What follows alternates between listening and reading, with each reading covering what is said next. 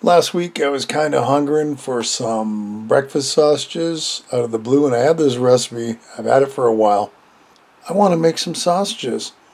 I don't have any in the fridge or freezer, so how about we make our own? I did have ground pork, and that's one of the main ingredients, so let's make it together. So I tried to figure out spices. First thing I did was I had a packet of savory. How about a container of Old Bay? That's missing stuff too. And the last one was herb de Provenance.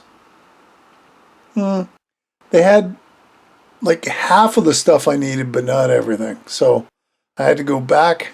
I had almost all the ingredients except kind of one. It's a combination of two recipes, so I was missing one from both. As you can see, we needed salt, pepper, some red pepper flakes, and that is powdered sage, and thyme, some paprika, a little bit of poultry seasoning, of course some garlic powder, yummy, and fennel seeds. That was a strange one. I never tried it before, so let's try it. Oh, and I did find some rosemary, but it was all clumpy and dry. I wasn't so sure that was going to work out so well in the sausages, and you know what? At the end, it did. So the first thing we've got to do, we need a teaspoon of fennel. So I got my little mortar and pestle, and I didn't quite do that much. I decided I was going to do just under because I really wasn't sure how strong it was going to be. And I ground, and I ground. Oh man. Finally I got it down to something that was, I thought, okay. And of course I could have done the same thing with the rosemary, but nah, I was too hungry for my sausages. I wanted to eat. I put the fennel in a bowl, put it aside. Now here's our mixing bowl. I've got 2 pounds, roughly, it's probably a little less, of pork, ground pork. Now we got to add some ingredients to it. That's 1 teaspoon of salt, 2 teaspoons of salt, 1 teaspoon of pepper, and of course you can adjust both of those to whatever you want.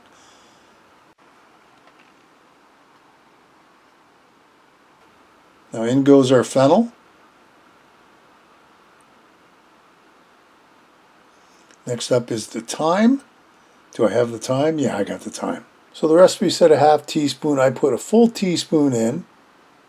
Thing is, it's pretty strong, so a half teaspoon would have done just fine. Sage, I put a teaspoon in. Next up is our garlic powder. A teaspoon to a teaspoon and a half, depending on what you like.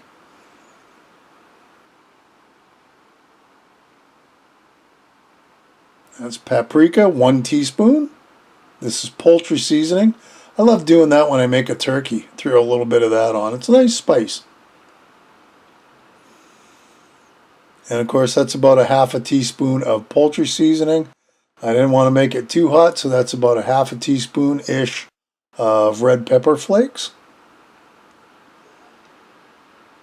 And now we just got to mix her all up. This is the fun part, as always. And you want to do your best to get all the spices mixed all around the pork. So it might take you a little bit of time to knead it all out to have fun with. It's going to work out just fine.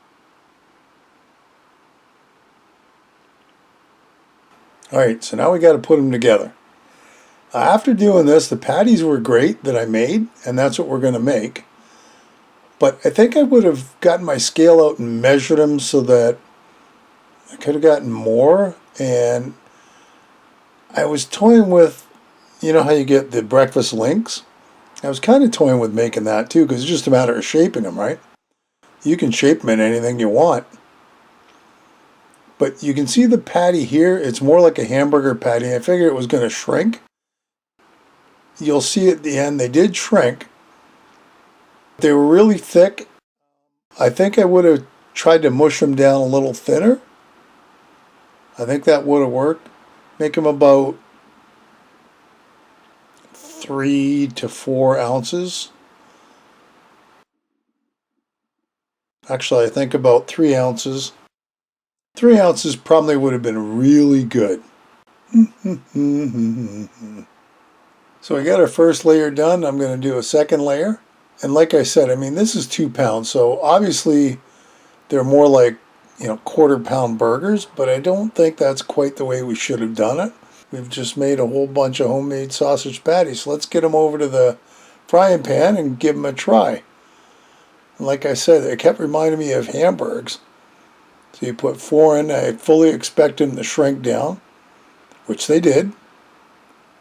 And look at that. Oh, isn't that nice and yummy? I'm pushing them down because at this point I'm realizing just how thick they are.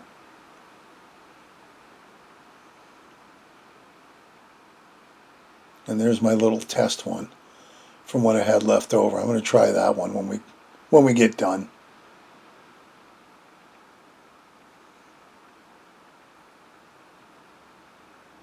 So the reason I was making this is because I was trying to think of something for dinner, and I kind of had a hankering for a fried egg sandwich. So I made some fried eggs. Well, I haven't done yet, but I will. And some homemade hash browns, which I love. And these.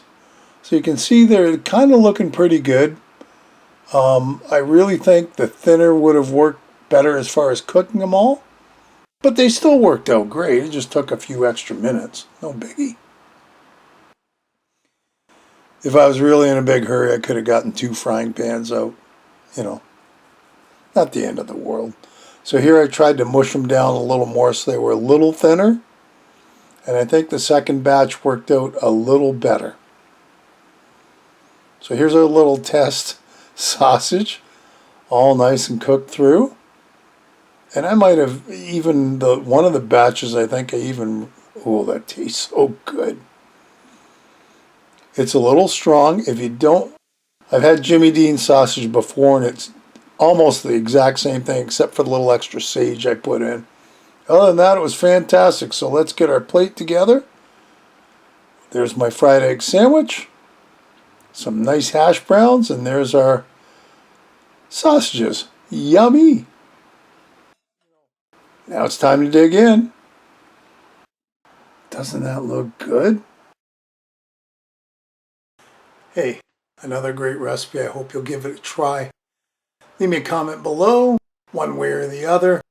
Listen, if you haven't subscribed, hit the subscribe button and hit the bell because that'll tell you the next time I upload a video. Feel free to share this in any of my other videos. And thanks for stopping by and watching. We'll see you next time. Bye-bye.